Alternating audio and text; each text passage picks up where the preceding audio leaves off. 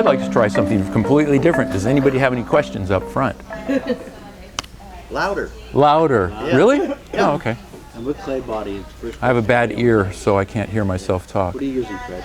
This is sculpture raku mix. Raku sculpture. They call it sculpture raku. I use that, and I use smooth sculpture if I want more detail in my pieces. If I'm carving something very fine. Although the carving that I do goes from this wood texture to a lot of detail patterns. Sometimes I put patterns on pieces like this that I do linear, or just any kind of little pattern that gives it an accent on the piece. Like a belt line, I do that a lot. I do, on occasion. Actually, this whole series of figures started with a thrown piece. It was a jar, and you know how in throwing you have the components of a pot. You have the foot, the belly, the shoulder, the neck, all that stuff. So I just kind of made it a little more literal, and I did a little bit of a cut down the middle of the bottom of a pot to fake legs, and I did a little bottle stop head, and I put some nubs on for arms that stuck out. And I made a series of them, and people liked them, so I kind of morphed it into actual figures. But you'll notice my figures aren't very anatomically correct. I don't know, I know people just like that. There's a couple of reasons for that too. One, they're clay, and you can't put little tiny feet normally with a regular sized body on a piece that's going to stand by itself, unless it has a cane or a walker or something, because they fall over. I mean, I try to build them kind of earthquake proof. You know, they'll take a little bit, and depending on how big their feet are, you know, they'll be better or worse. So the way I start these pieces is I usually make a couple of pancakes like this for the feet. And the typical thing I do is if I want them to match, I put them together and cut a shape for the foot. I flip them over, if you may have noticed, so that if I have a left and right, when I flip them back over, they are left and right. And then my method of building, you can ask. Oh, I also use these. These are great. Hopefully you'll have a tidbit here that you can use in your own work. This is Hardy Backer. It's cement boards. They sell them in all the hardware stores. And I cut them. They're real easy to cut with a mat knife. You just kind of score it a little bit and then break it, like sheetrock. What's it called? It's called Hardy Backer. Hardy. H-A-R-D-I. It's like sheetrock? Pardon? You use like sheetrock for it. I use it to work on because it absorbs the moisture out of my clay. It doesn't warp. They stay completely flat. You can't, they don't warp. So I build on them because it helps absorb the moisture at the beginning of my pieces. I want it to be stiff enough so that I can do the next layer. And the one problem with my pieces is they're very time consuming. This kind of hour-and-a-half thing is not enough to build a whole piece. I'll show you little components of it and how I get to where I get. How many hours do figures for like the first guy did? It's a spread over several days. If I had the weather was perfect, you know, the moisture in the air and all that stuff, and the time, I could probably do it in a day. But over several days, it's like several pieces kind of piped. That's what I do. I usually do a few pieces at the same time and go back and forth. Like this, I brought this one, which is at a certain level. This is the beginning.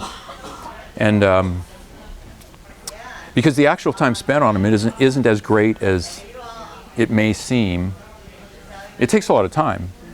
And I'm constantly manipulating them because the one problem with my method is that I build them hollow. I call them sloils because it's a combination between a coil and a slab. I make a fat coil. I'll show you in a minute. And I flatten it. And in order to build a taller piece, you have to let the bottom stiffen up a little bit because you can't just keep going. It'll sag, flop, and collapse.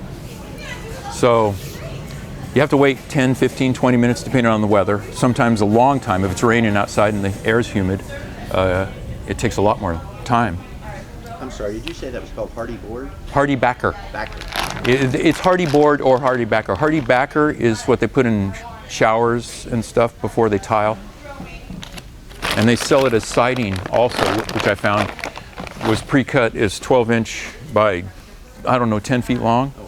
So I can just cut it into foot increments. I like these, they're 1 foot square, which is kind of nice.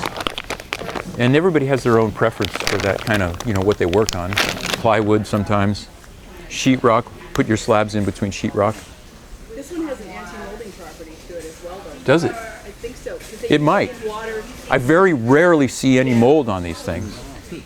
My canvas for my slab roller, if I leave a slab in there a little bit, sheetrock, because it's got paper. Does it dry less quick than if it were on, say, a board on plywood or something? I would say plywood's pretty close, similar, but the plywood will absorb the moisture and warp if it's not thick enough. So, this is my sloil. That was an accident, actually. I was talking to a class, and I was nervous, and I wanted to say I build with, and I had coil in my head, and the word slab started coming out, and it came out sloil. Pretty dorky, but it caught, and I kept it, and I said, that's a good word. So I built a big fat coil very quickly out of the bag, and then I flatten it a little bit. And you can do this, you can get either way, however you're comfortable doing it. And then one of my favorite tools, the serrated rib, metal, flexible. And I score this. And I score my pancake foot sole. And because this clay is fresh, I don't really need to use slip. But I give it a little bit of moisture. I call this the Chanel.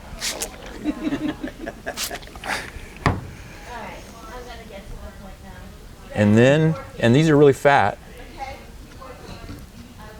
I press it on around the outer edge. Kind of hope that you have the right amount, but it doesn't matter. Because, and I can see sometimes better too. So another favorite tool, this thing, because on the inside of here, if this is a small piece like this one, I can't get my finger in here as easily. So I use this to press down on the inner part of the coil, sticking it to the slab. And I mean, you know what I'm doing probably if you've done this. But this is big enough so I can use my finger. I compress that down to the slab, smooth it out. And I use this also on the outside. I go down with the coil and up with the slab so that they stick together. Compression. Compression is your friend. Inside? I already did the inside with my finger. But you said you're going down. I'm going down the coil. I'm pushing the coil down. Yeah. And I'm pulling the slab Between your fingers. with this. Oh. So I'm going up like this. Oh, okay, nice. Down and up. And you notice how crude I am. I always do that. Yes, you know I'm crude, especially if you have lunch with me. Right. Because it doesn't matter. I refine it later.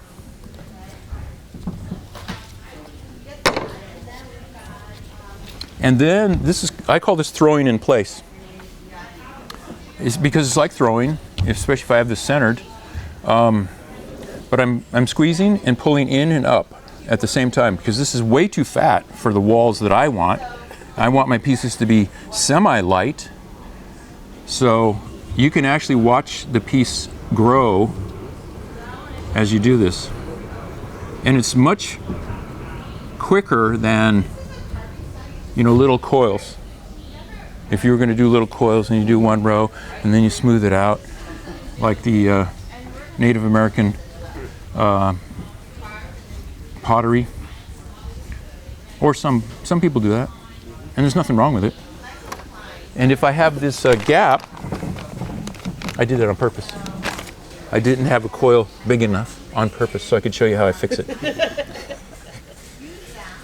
I just fill it. And because it's soft clay, no, you don't need any moisture really. Blend it in and out. And then the fun part is with this serrated rib.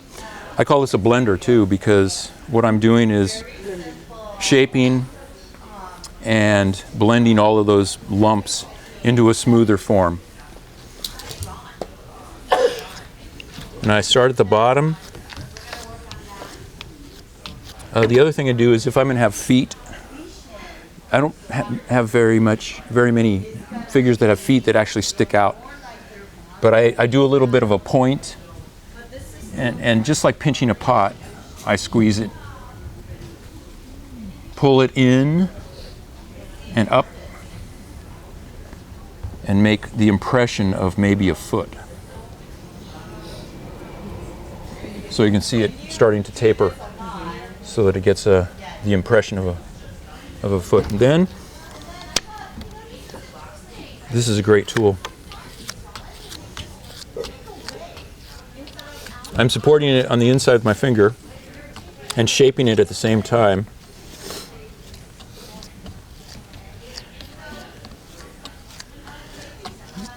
One of the things I look at when I'm doing this is the profile, the apex of the piece. Because it's in three-dimensional space, every time you turn it, it has a different profile. Every eighth of an inch, every quarter of an inch has a different profile if you're looking at it from one direction. And these lines actually help accentuate the light on the piece and help me determine whether or not I'm getting it smooth. It's obviously not smooth because this is serrated, but it's smooth compared to the pinching that I have just given it and the crudeness that I put it together with. And it allows me to start forming the direction that I want it to go. What I was going to say earlier, one of the problems with this method is because this has to dry more or less before I put another coil on, you have to be very careful with what direction you're doing your piece and know which direction you're going, because it's going to get a little stiff and it's harder to change later. People who build solid don't really have that problem. They can build the whole form, they get a real nice gestural shape out of it right away because it's solid. You can hit it with a 2x4, you can form it, you can go, I don't like that, and you can hit it back the other way. You can't do that with this. So it has some limits, some drawbacks. I guess each method. Do you work out the form with drawings first? I do. I have drawings here. I have a sketchbook. Please ask. I mean, I have everything in here, so it's not just my figures, but I typically draw them, and you can't read those names. Those are Okay. Do you, when you're building, like, I mean, you've done it so many times now, you probably got it worked out. in your Kinda, head. yeah. But when you're starting, you should probably have the form, your yes. plan in front. Oh, that's what I forgot. I make these little maquettes once in a while too. That are solid. I can make one. I'll show you. Because one of the other things about building a form is, what does that arm do? Yeah.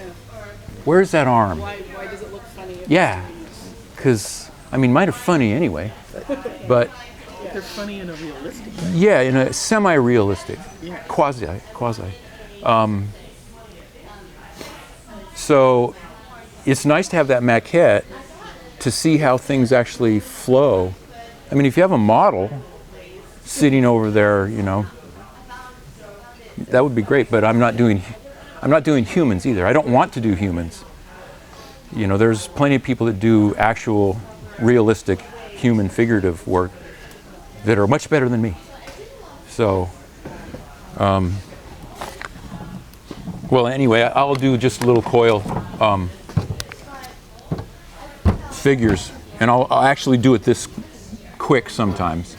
I don't know if you've ever seen, is it Clayton Bailey? No, Arneson did some figures that were like this. They were very simple, crude, quick. They're really cool too. Of course, they're by him, so they're cool anyway. And if you do this, you can start bending, shaping little nuances into the piece, so you can get the feel of when you make it bigger. You have something as an example to work from. It really helps, actually. I don't do it enough.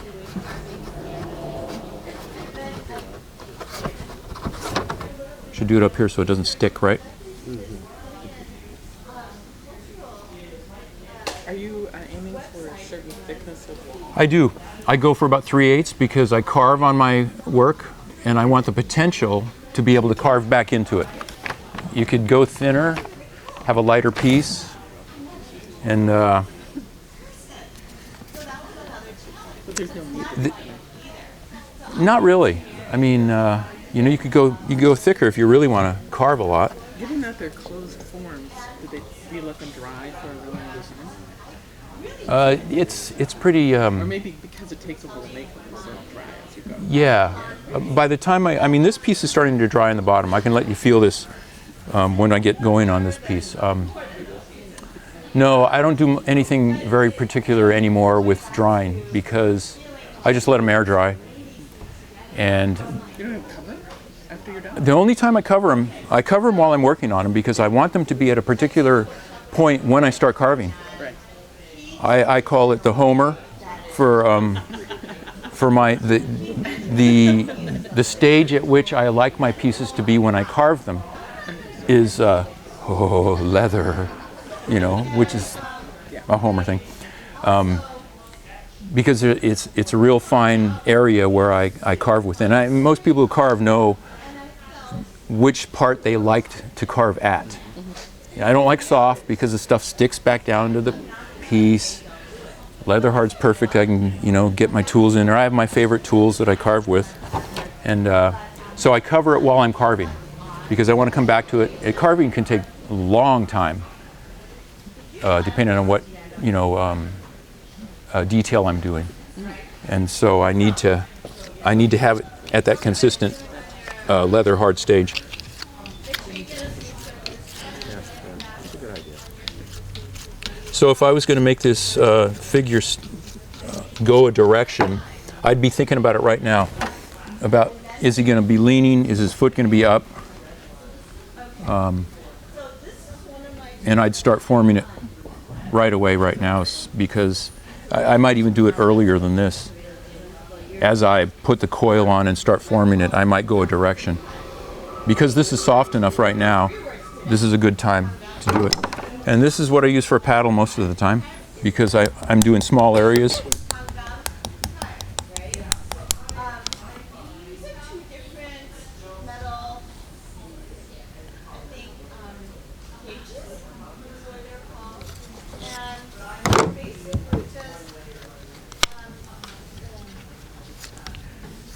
And I'm constantly looking at that profile that I'm talking about, the apex of each one of the curves.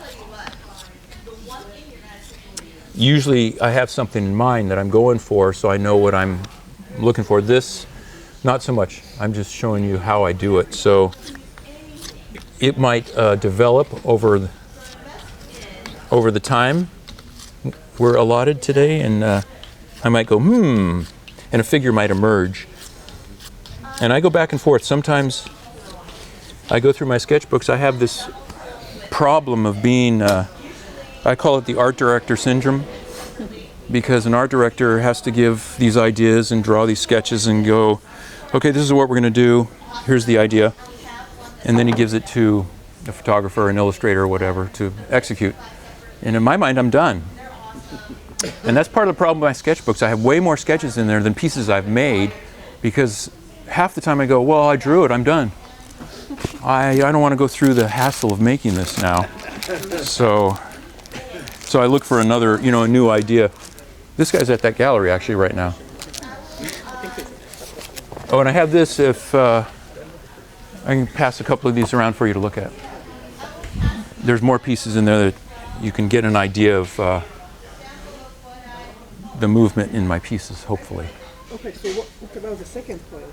Pardon? What about the second coil? The second coil. Now that you spin the... Now that you've gotten this, I usually try to keep this a little bit even. I'm not that concerned with it, because when I go to put the next coil on, it'll probably be stiff enough. So I won't do it now usually. If the clay is very soft, I will maybe add a little bit and go as far as I can go before it starts to collapse, because I don't want it to collapse. Okay, sure, but So do you, maybe I'm not understanding your. I mean, you started with pretty thick coil. Oh, right. You thinned it, Okay. okay? How do I do the second one? Okay. Here, yeah, I can show you, and I'll show you anyway. But the wall of this right now is something like this. So the next coil is going to be kind of like this, because it's really fat. And all I do is I blend this in, I push it in, and then I pull up again. And I'll show you. That's what I'm going to do on this.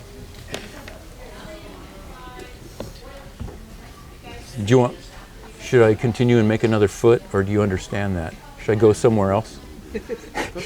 I'm going all over the place. Do you normally start on one foot and then move on to the next? I do both feet right away. I'm going to start it. It won't take too long to do this part. And that's not enough clay. But that's okay. You notice I kind of always taper these ends too, because when I put the next piece on, that's something I've noticed too. If you put two pieces together and they have this taper, the surface area is better for adhesion, compression. And it's also, if you put two pieces together like this, the clay, when it's in this state, this is the length of the clay. It's going to shrink this direction, and it's going to pull away from there. It's slight, and it's probably not a big deal if you know how to compress your clay. But I had a friend do a piece like that, and he cut all of his pieces to match the ends. He butted them all together, and after he fired it, you could see these little lines, because he didn't put enough compression on it, for one, and the tendency for the clay is to stretch away from the longest point.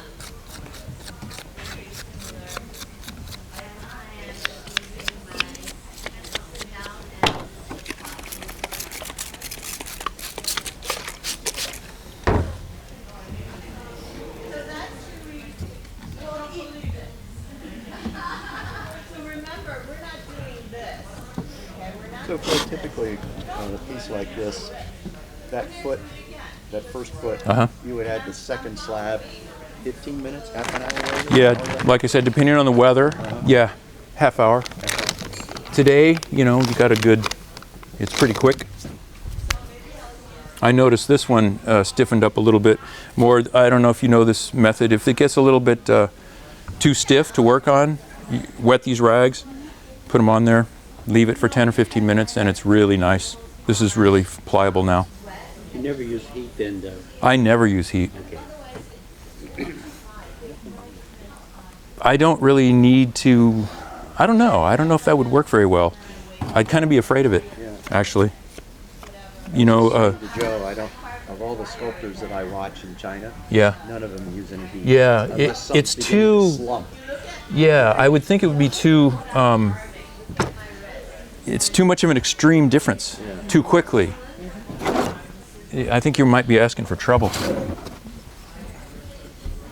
It's not like throwing, you know, on a wheel where you want something to not sag, or you want to add something to the top of it.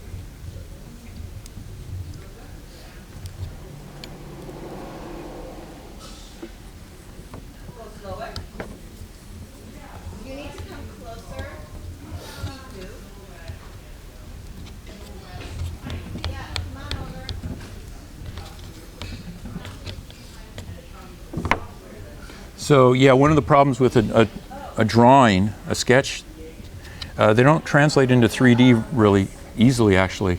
It's funny, you know, you can go, oh, that looks great. But then when you get to the 3D world, you go, where does that arm really go? Or where does that leg? How do you cross legs in clay? It's not as easy.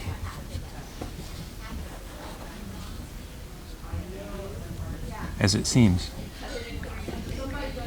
For me, anyway. I'm sure there are people out there that are Will you be able to much better at this. Will you be able to show us? I know clay is wet and Uh-huh. but still, will you be able to show us how you make the transition in direction? Yes. Yes. Yes. I have used smooth sculpture on occasion. This is my favorite clay because it has the grog in it and it can take a lot of abuse. So what would you say to a person who usually work with porcelain? Porcelain, out of here. Don't. Don't. I'm allergic to porcelain for sculpture. What is the clay body you're using? Pardon? What is the clay body you're using right now? This is Sculpture Raku, which is homegrown right here at Clay Planet. And I like it because of the grog. It takes a lot of beating, and I have basically, you know, pretty good results. And I raku a lot of my pieces too, so it can take the shock. I've also wondered, how does the sculpture raku compare to the Bravo buff? I haven't used Bravo Buff, so I can't tell you.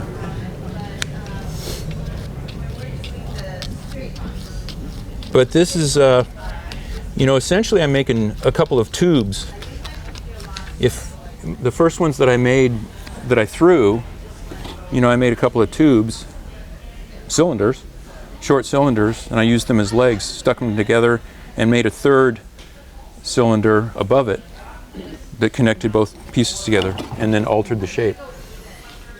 There actually, I think there might be one in that little booklet.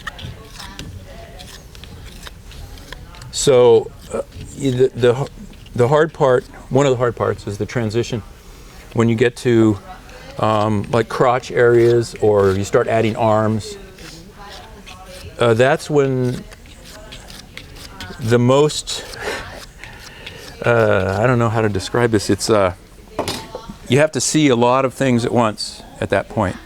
The direction you're going with a piece, how to make it anatomically correct, even though mine aren't really. I want them to have that feeling that they're based on a human form, which is pretty easy to do. You know, you stick some, you know, 2 legs, 2 arms, and it's, you don't have to do much to make people know that it's human based. See, I'm not thinking here, I'm going the wrong direction with this one.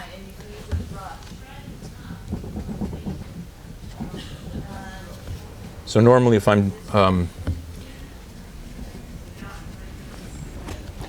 thinking ahead, I'm getting these to aim a certain direction so that they can eventually attach. And most of my pieces don't have very much leg length. I keep them low. That's part of that ability to withstand an earthquake. The fact that I don't do very small legs because they'll fall over. So you can see most of them have these big wide legs and big wide bases. And sometimes I do it that short So I'll put the legs up to the, you know, they're not going to be able to walk really. It's like a cartoon, which is what it really is. Yeah, this one's just off. He has 2 left feet. So I'll call him the dancer. Yeah. But I'll show you on this piece also how I get those 2 together. But I'll let it sit for a little while. And this is one I started yesterday. It already has that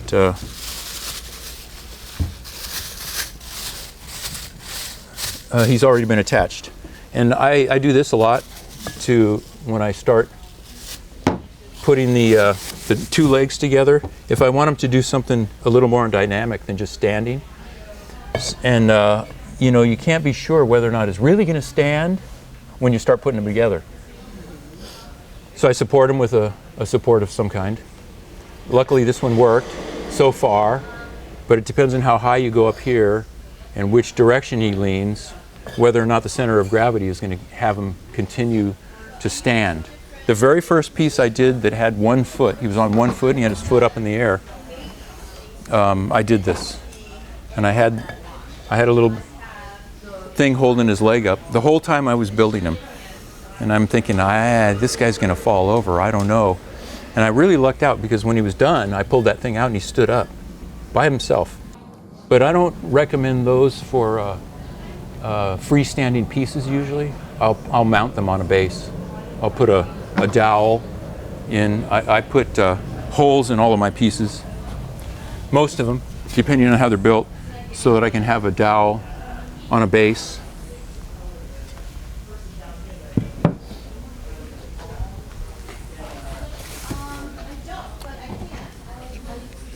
So this one is ready to go to the next,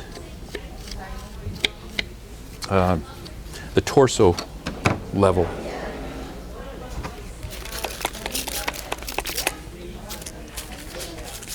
Anybody want some coolness?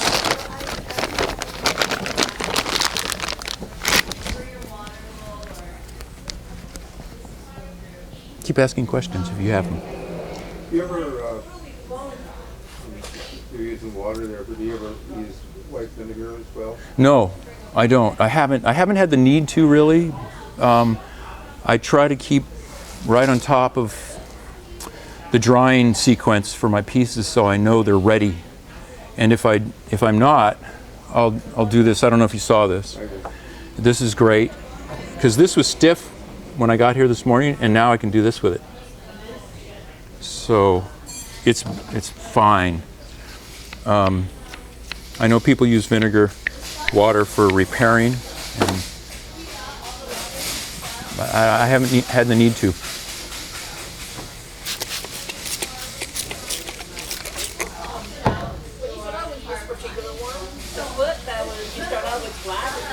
I did. I'll make the same feet just like this, and at a certain point I'll start pounding this to get a flat spot on it, determining which direction I want it to lean, or up on a toe. Sometimes I'll build a whole leg with a knee bent, like this surfer guy, and they'll come up like this together, and then they'll eventually connect. And then like the chef, you know, he's got an apron or something on that covers all of his legs, so I don't have to worry about it.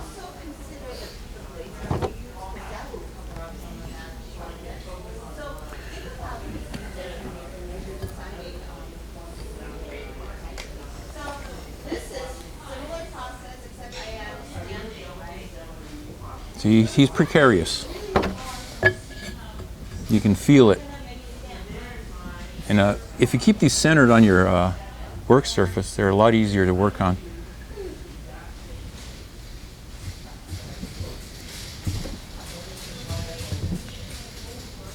So this is what I'm doing here, where I have this fat coil on top of this thinner coil, and it kind of overlaps, hopefully equally, on either side of the coil underneath it, and then I can just squeeze it down. The key is having those two compressed together to avoid any firing. You know, sometimes you see your connections in a piece if you don't compress them well enough. I've seen that before. I've had it happen. I try to avoid it, but I'm not perfect.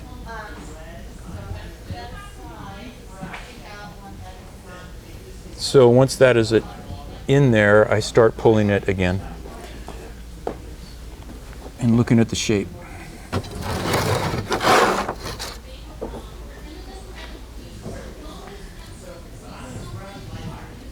This piece is intended to have, it's going to be going like this. And this is part of that gesture thing I'm talking about, where if you go like this, it says one thing. If you go like this, it says a completely different thing. Subtle, but the nuance is in there. And the way the hand is, if you see these hands, it says something completely different if you have the fingers up just a little bit, like that. And I do that a lot. It gives it a little bit of air. And in this piece, he's doing this, what am I looking at? There's a piece of art over there. I'm framing it. And there are so many things that you can do. And with movement in a piece, you know, the way the knee is bent, the way the toe is sitting, the hands are one of the best places. There's a lot of gesture in a hand that you can manipulate and have it have a meaning. Certain fingers, for example.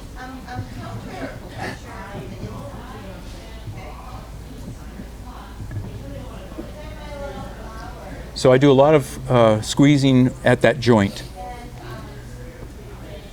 because that's where my the main concern is, to have those two be very compressed together.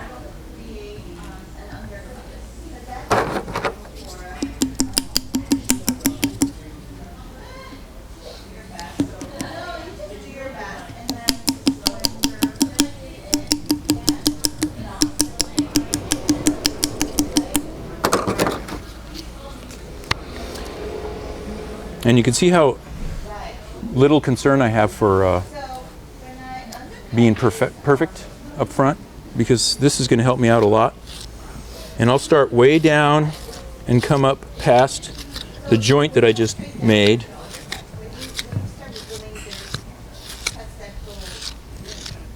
And try to make the transition all completely smooth.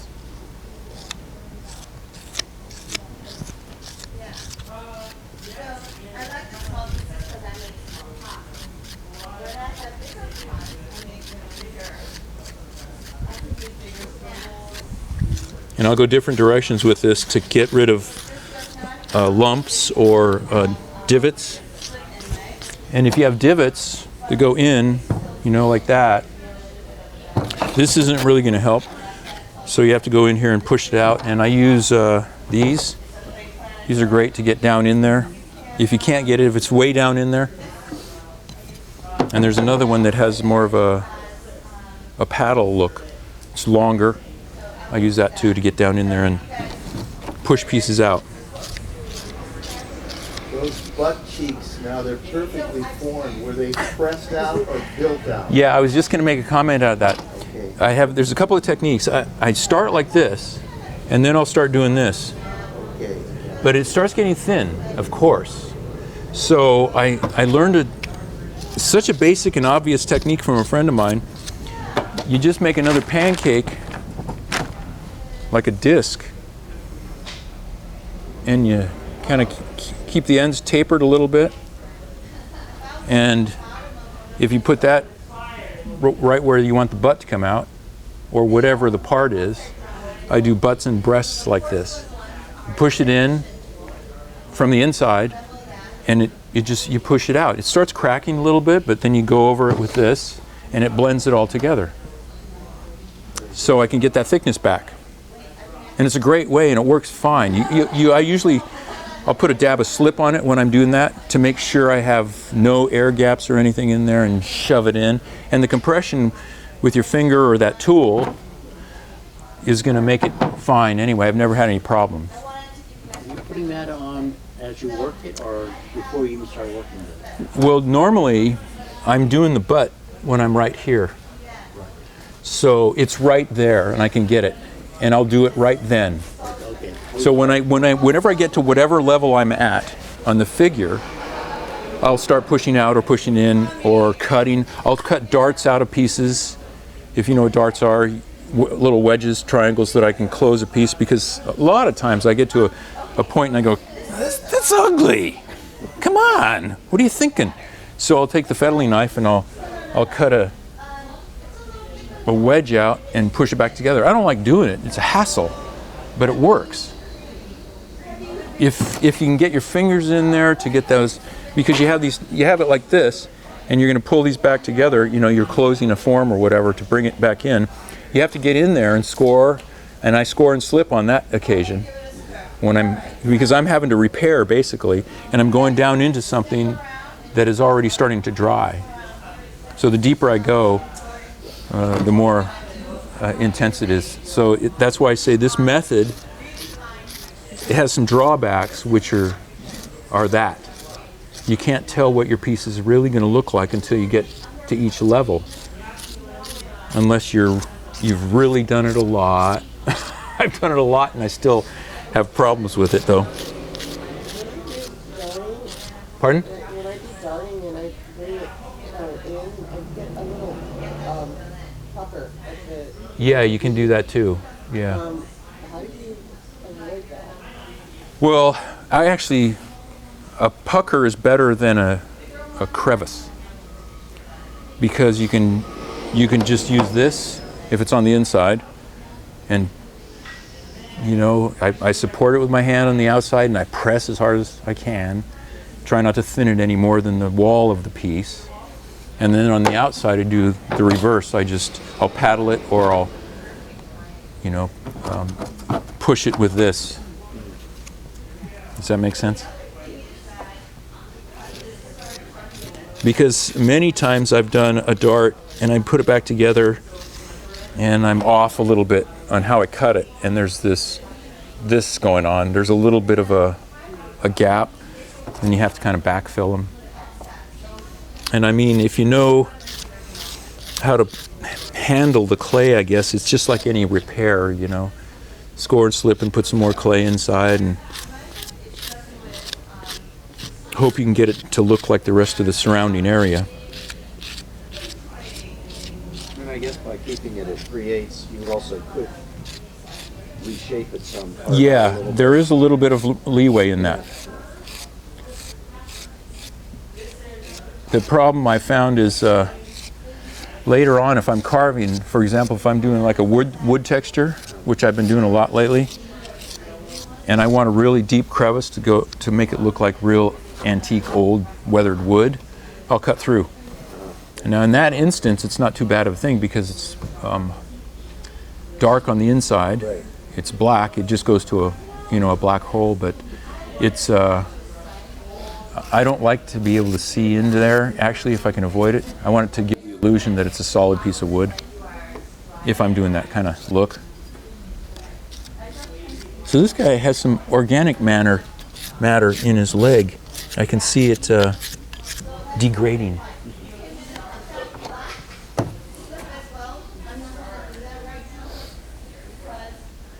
Now, well, I can put these together so you can see how I do that next transition, which is basically the crotch area.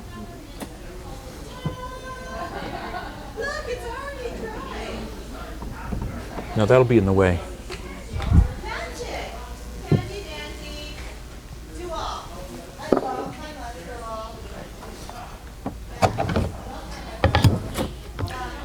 So I'm going to call this a really short-legged cartoon figure. If I put them together this quickly, this soon. I make these triangle pieces, usually to have the transition between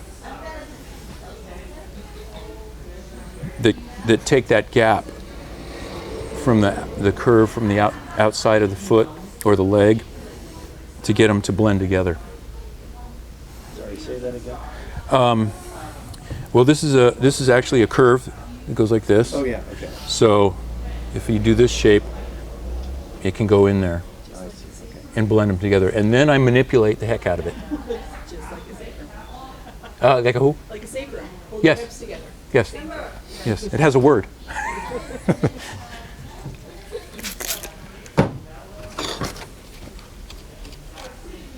And if this is a different height, I'll just make this bend down one way to bring the height of this one back up to this height, if I want that.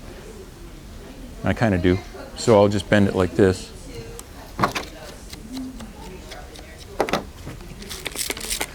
Fred, I know you had some of your pieces made into bronzes.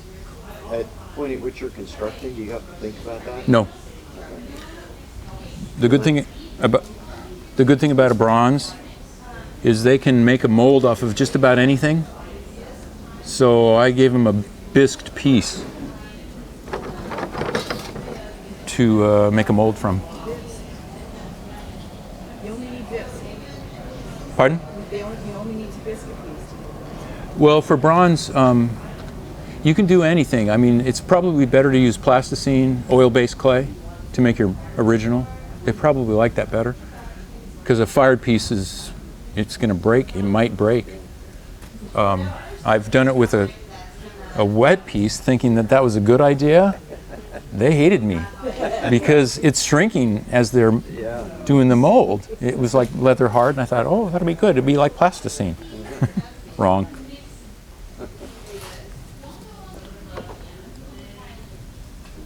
So I'm doing like I did with the coils, just blending them together,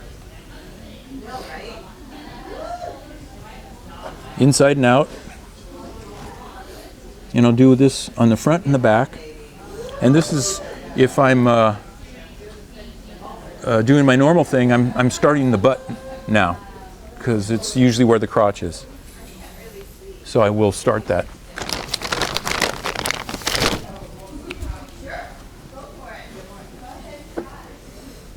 And you can see I'm faking it. I'm just going, what looks like it'll fit there? Oh, this might.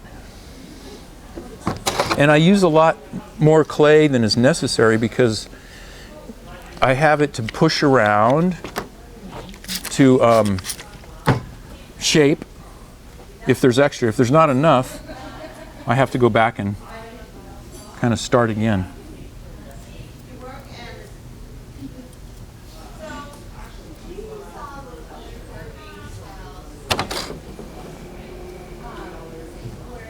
Blend them together.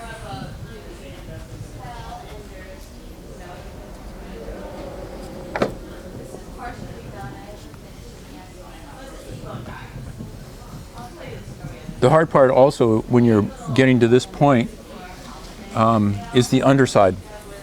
You can't get in there. You want to lift it and flip it over, and you can't really because this will flop. It's too soft. So I have to wait for it to stiffen up, and I go back. That's the other reason I try to keep my pieces semi-leather hard the whole time, because most of the time I know I'm going to have to flip this over, like this one.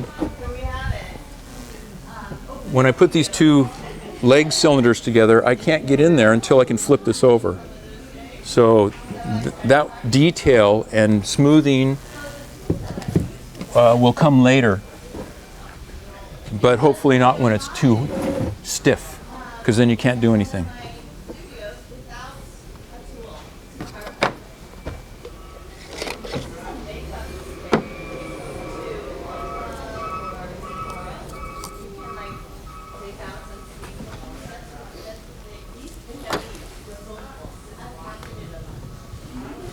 And when I first started doing these figures, I figured this was a very weak point.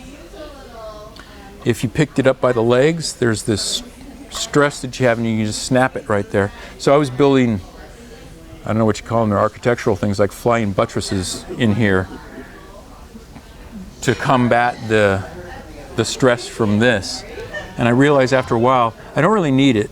It's a hollow form, it's circular, and it has a lot of strength in the way it's built. So I stopped doing that and realized it works fine. just building them as a shell with the same thickness everywhere. And you just don't go up. Well, I don't have any pieces here that have long legs. The ones with long legs, I never pick them up by the feet, because the tendency when you lift is to squeeze to be able to not drop it, and you just snap the legs. So I lift them always by the torsos if I can. And you see I saw somebody want to pick one up like this once. They went to reach for it, and no, please. It's clay, it's not bronze. Yeah. Yeah, you can pick a baby up like that, right? Not. We did that when we were kids.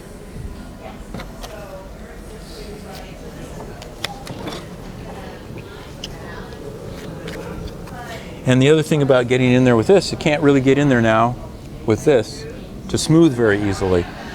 So I do as much as I can, and I know that I'm going to have to do it later. So I try to get it as smooth as possible actually before I put those two pieces together in areas that I know are going to be problematic. But the nice thing about clay is it's ultimately malleable, and you can do stuff with it. That's why we get no respect. It's not it's an additive, not a subtractive art, like stone, marble, wood. I respect those people greatly. To be able to leave a vein on a piece of marble. Oops. Start over? Make that a little smaller. Yeah, I'll make it a little smaller.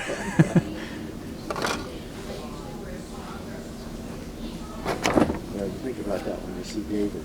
Yeah, exactly. I'm not worthy. A lousy piece of marble. Yeah. And then I just think I'm not worthy.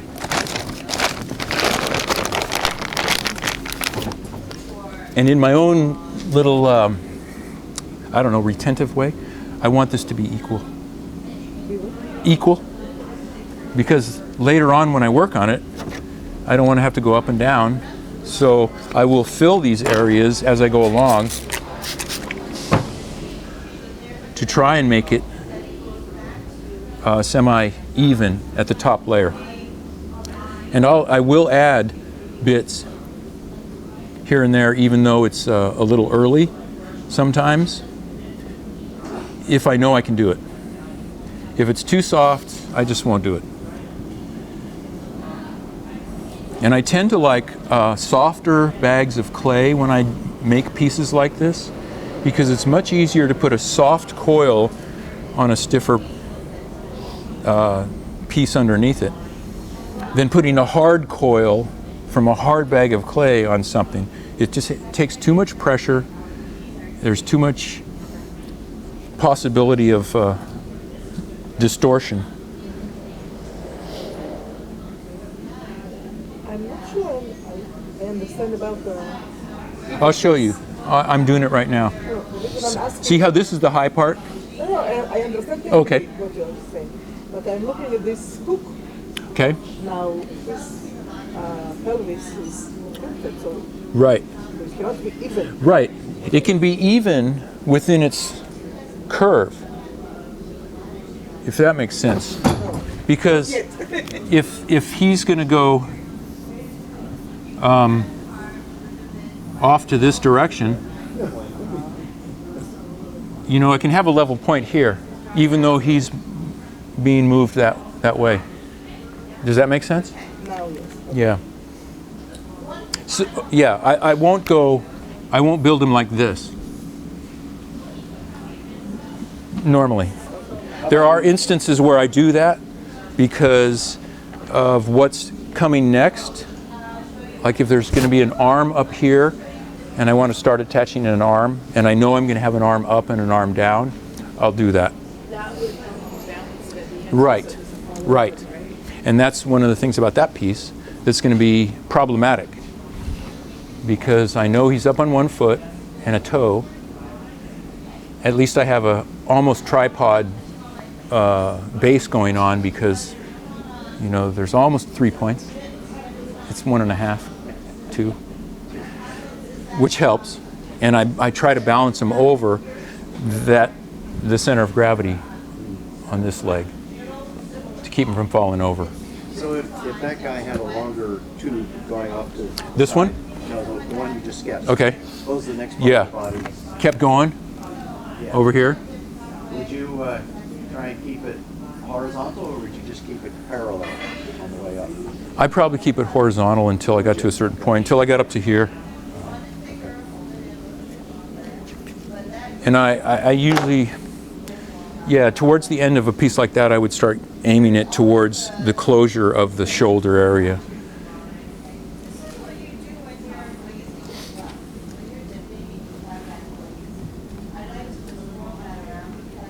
Yeah, each one, you know, has its own nuances, little problems for how to balance it and keep it from falling over and still looking okay.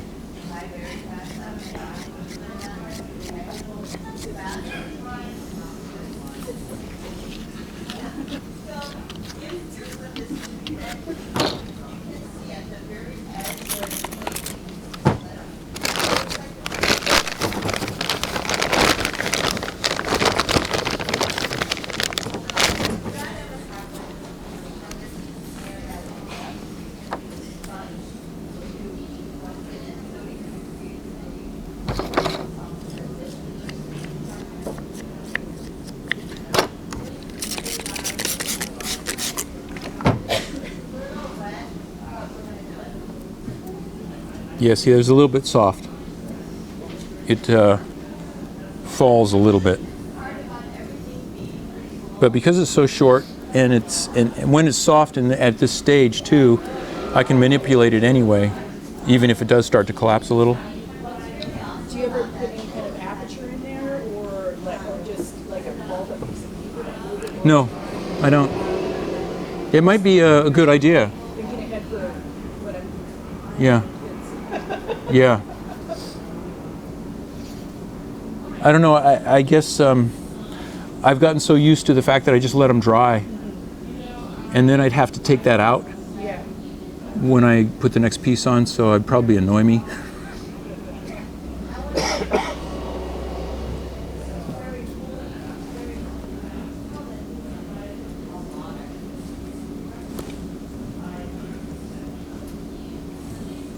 I know in your early career you were a potter.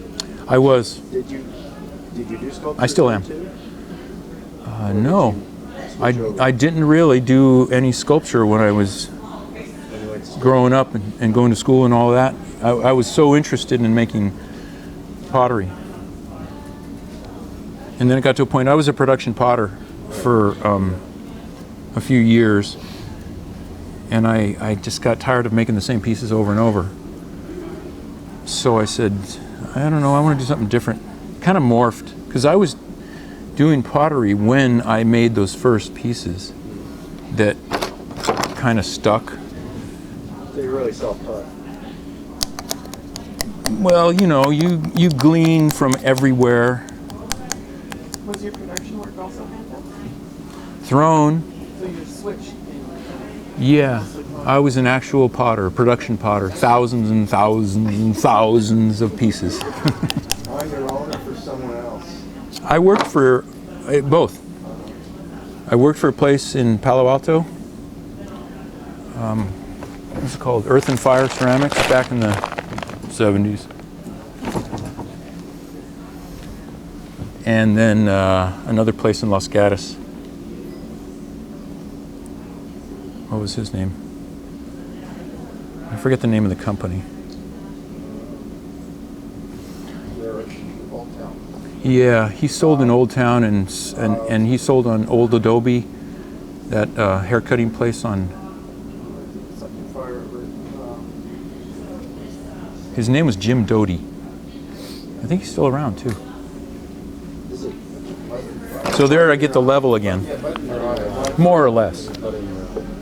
Mud in Your Eye, that was one too. Yeah, what was that guy's name? He was a competitor, actually, of us. But he was friends.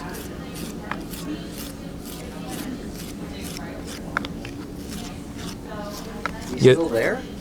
No, I think it's a haircutting place. Old Adobe is a haircutting place, I think. Haircut. Oh. Now, You meant the at least the place building. is The still building there. is there. Yeah. I don't know if there's a place in Old Town anymore. I haven't been.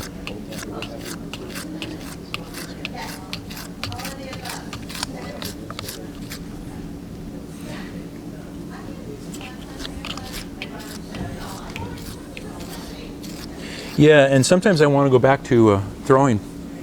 I have these ideas. I constantly have ideas anyway. Can't get away from that as an artist. I want to do woodworking and bronze and paint. What's that? Oh yeah, I have a huge list. This would look so good here. Yep. You're casting anything new? Casting anything now? New? No, not new. Just the same. Same. It's a very expensive process. And I'm more that starving artist than a.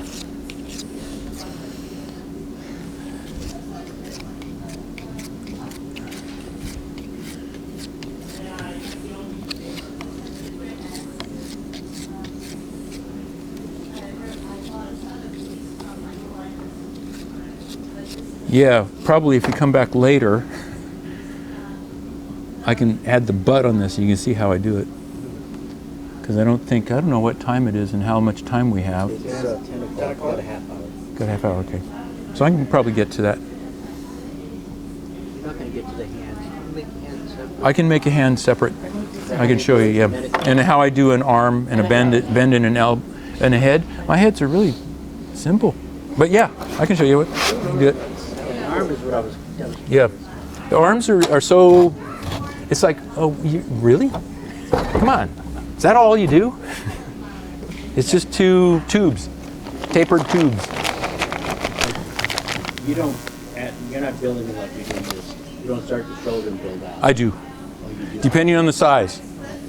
If the size is like this, or this, and even this, these I can do, they're small enough to where I can make the whole arm and attach it. I don't know, you've probably all seen someone building an arm separate and attaching it to the thing and it goes, and it falls off. And you see the scoring marks and everything. I've been there, so I know.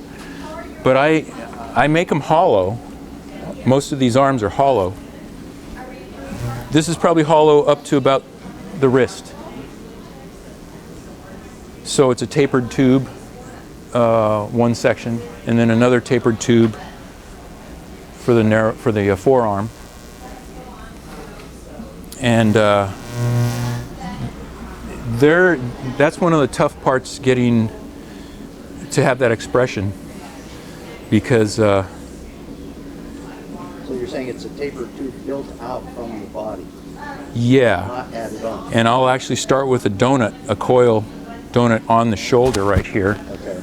and pull it out a little bit to start, and then I'll start doing coils until I get to the point where it's easier to make the tapered tube, if that makes sense. And sometimes, I mean, I go back and forth. I'll make a tapered tube that's this long and this big around, from this down to a smaller tube, and attach the whole thing. The problem is getting in there and making sure my compression at the joint is nice, because that's what I want. And I usually, it's like building a piece, a hollow piece, and you can get your finger in there the whole time until you can't get your finger in there. At the very end, you have just enough for that, and you plug it. So I'm doing the same thing with the wrists. I'll build a hand separate as the last piece with a little plug taper on the end of it, and stick it in that little tapered tube, which is the wrist at that point, and manipulate it, you know, because that whole arm, it has been drawing each segment of of my process. You know, I'll go from here to here and let it dry a little bit, because I know I'm going to be sticking something on there. I don't want it to go flap and flop away. So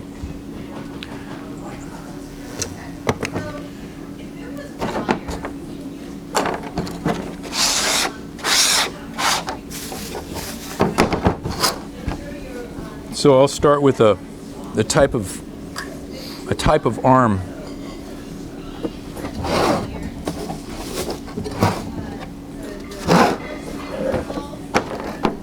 I have a couple of different tools. This is one, it's tapered wooden tool. And I have a larger version of this that's about this long. And it's got a really smooth taper on it that's great for sticking in, and then you roll it and you get a tube out of it. It kind of automatically centers itself, and it comes out kind of in the center when you're rolling. The harder part is getting the walls even, because I'm pressing down and trying to make it a tube. It is a tube, but it's kind of thick. So depending on the arm size, I'll just end up using my finger to get it to the size, or I'll use this and press out. And you just got to be patient and go around and thin the wall until you get what you want. And this is all of this stuff, as you all know, with experience you start feeling the thickness of your clay and you get used to it. If you're a potter, you know how thick your walls are. But this is not how you did those. This is how I did some of those. Some of them. Yes. Usually about this size I'll do this way. Because the one thing I can do with this, if this hole is big enough, I can get a tool in there. And this is the tool I usually use to connect this to the shoulder. I'll go in there, and this is where I start using slip a lot too. I will manipulate this joint to match the one on the shoulder very carefully, because I want it, I don't want any air gaps or places that I have to repair. I want this to match at the angle that I want it at as much as possible. And it's not easy to do because I'm constantly, I forgot my X-Acto knife. My very main tool. You know, I'll have to cut wedges out to make this, you know, it's not at this angle now. Now it's at this angle.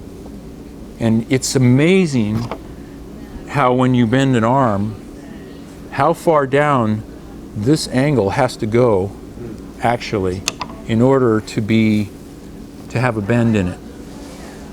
It's quite interesting. And I'm not, I don't know, a 3D engineer guy who sees that space as easily as some other people might see it. So I'm constantly cutting and repairing in order to get that to match. So this could be the forearm of an elbow. You know, that the wider part would be an elbow.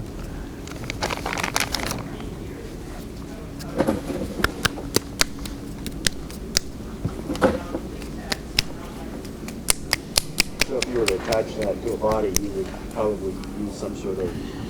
Yeah.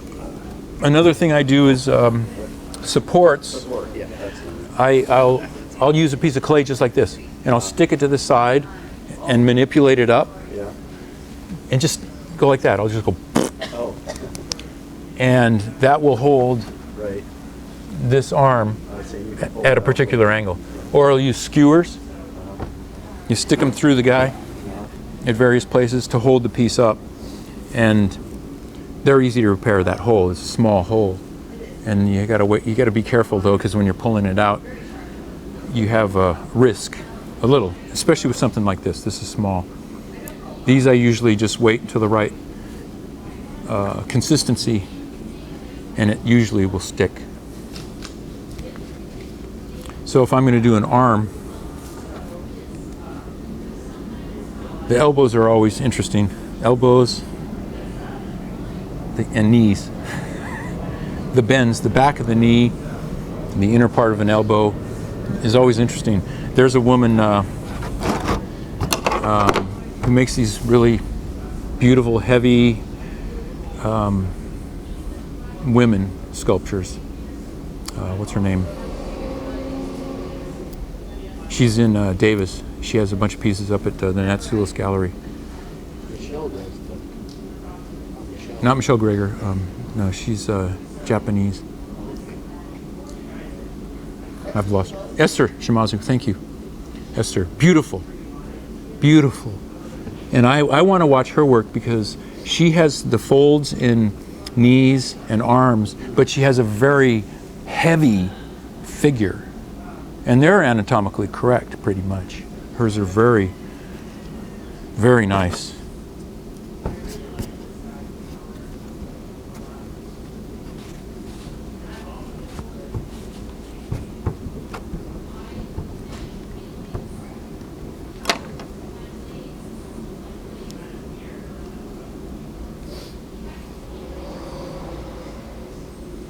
So you could do these pieces separate like this, but like I said, I don't normally do that because putting a whole arm with that weight to this attachment is kind of iffy. And a lot of times I'll have the arm touch the body. And then I can do it no problem, it's easy, because you have support, you know. And you're changing center, right? Yes, yes.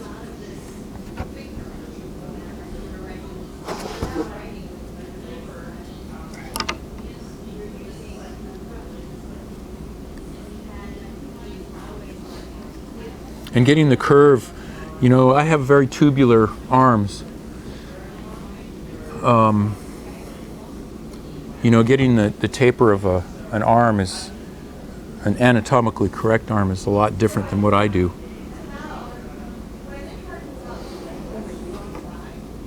Pardon?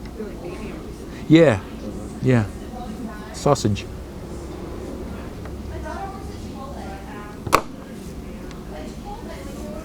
So this is how you get this is one way of getting a bend, just tapering the two sides and sticking them together.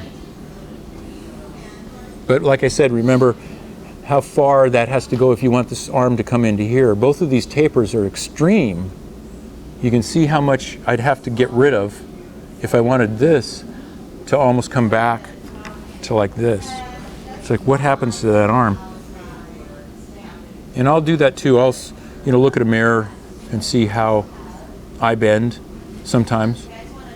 Although I'm not as heavy as those guys usually. I'm kind of skinny. Now, if you have a bend that's even more acute than that one, how do you do the inside? In other words, Yeah, that's where it depends on the size. This ends up going to a solid probably. I mean, I go as far as I can, or I'll do these shorter segments. So I'll cut it, you know, here, so that I can get a tool in there or my finger in there. Until I can't get my little finger in there, basically, is I try to go as far as I can with tubes and coils until I can't.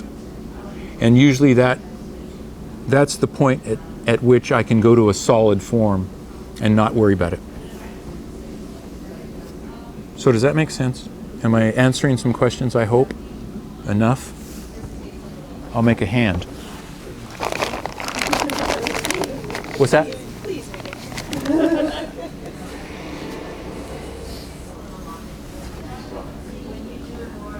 If you're going to do it smartly, which I'm not, you do two at the same time. So you have the same amount of clay. Because matching the hand, once it's over here on the piece, and I see the smart people out there doing that. You know, Esther, she'll make all the fingers and all of the palms at the same time. I'm a glutton for punishment or something, I guess. So I take a piece of clay and I start smashing it, and I think about a hand and I start giving it a little bit of a dent where I'm going to put a thumb. And all the while I'm doing this, I'm saying to myself, that needs to be longer or not. So it's kind of odd. And I look at hand and I go, okay, which part's sticking out the furthest? You know, you ever seen that chart where if your first finger is longer than your middle finger, you are from, or whatever, or you have a tendency to do this or whatever. Because most hands, the middle finger is the longest. And the little finger is the shortest. So it has this taper.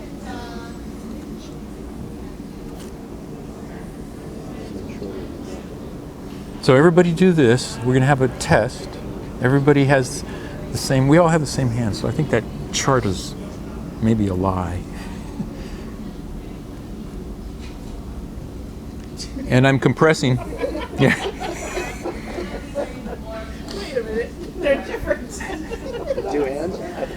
The other thing I do, I don't know if you've noticed, there's very rarely any fingers on my pieces because fingers break really easy.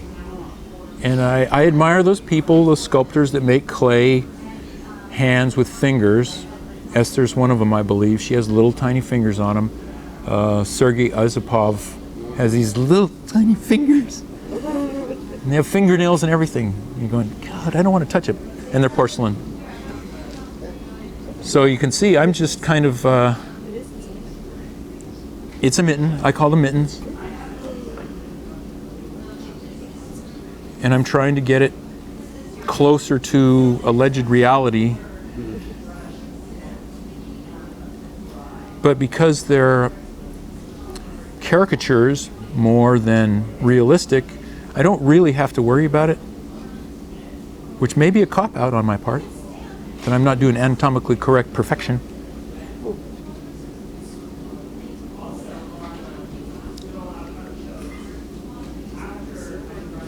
And I have a tendency to try and smooth my pieces. One of the things I didn't say is after I do this serrated rib, when this starts getting leather hard, I go back with the smooth rib and I scrape. And this one is probably it's where I would start doing it. You can come up and feel these if you want at some point and see their consistency.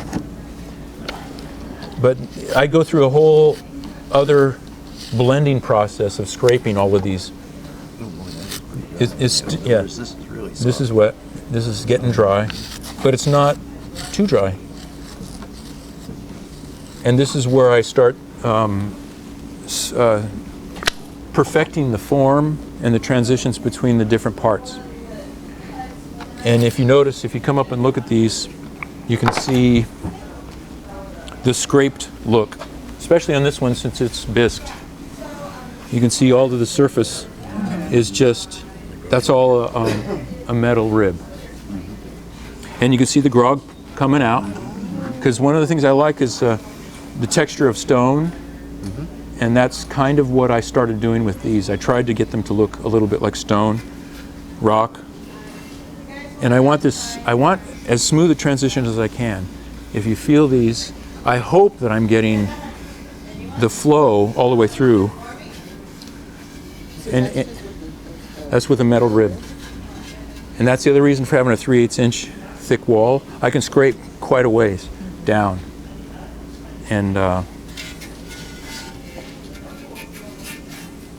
get to the smoothness that I hope I'm trying for. And you know, it doesn't always happen. This one worked really well, and I accentuated it with these lines. These are carved with a needle. So I go back into the clay with a needle tool and draw these lines. I just go like this. Scrape, scrape, scrape, scrape, scrape. Where's the hole? Who said it has to have a hole? It's in his head. That's a hollow head.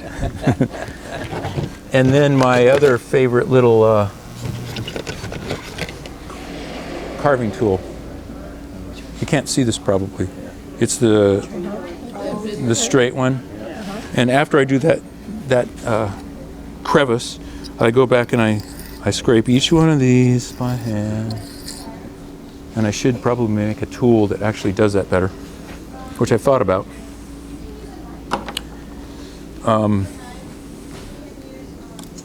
That's one of the finishing touches that I like to do. And the same with this. This is, I don't really want to touch this. I'm going to get, well, I can wash it off, right? Still clay. Pardon? Yeah. Still clay. Yeah, still clay. And I wanted to talk about my glazing technique, if you're interested. The top part on this. I do a lot of raku, but rakuing something like this is, the older I get, the less fun I'm having lifting those things out and putting them in a garbage can. So I don't want to miss stuff, and I'm jumping around. Did I answer your question about a hand enough? Or the other thing is, this is one of those places for expression. You know, like I said before, if you curl that up a little bit like that, you know, all of a sudden it has a completely different feel. This says one thing, it's light, it's maybe uplifting, it has some kind of humor in it. This is more enclosed, and I'm gathering things together. And you can go all over the place. You can do, if you do it on the outer, the little fingers, it makes a different thing. It's pretty, that's part of the fun too. You take that in and you stick it in. Yeah. Oh yeah, I wanted to show you that. And you compress from the inside and the outside? Say it again? Compress from the inside. Well, once I get to this point, I can only do it from the outside, because what I'm doing is, it's a cork, it ends up being a cork. So I'll score and slip both of these and stick them together, and I usually add a coil, maybe, if I need to, or on the outside, and taper these together. And then, I mean, this will have been attached to the form, and this is the last thing I put on. We have 10 minutes. And then I manipulate a little bit of curve in the wrist to give it an action, if I want that action, depending on what I want it to say.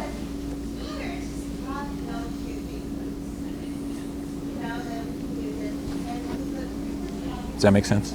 I hope. So, glazing. I'm going to cover this.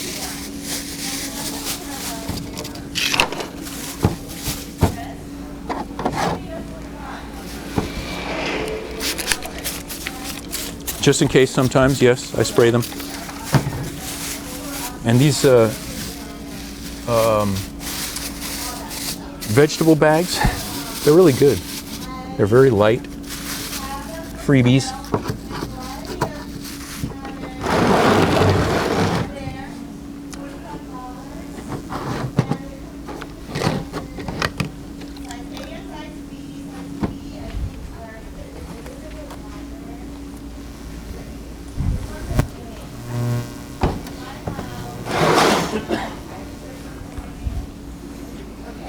So my glazing is mostly underglaze.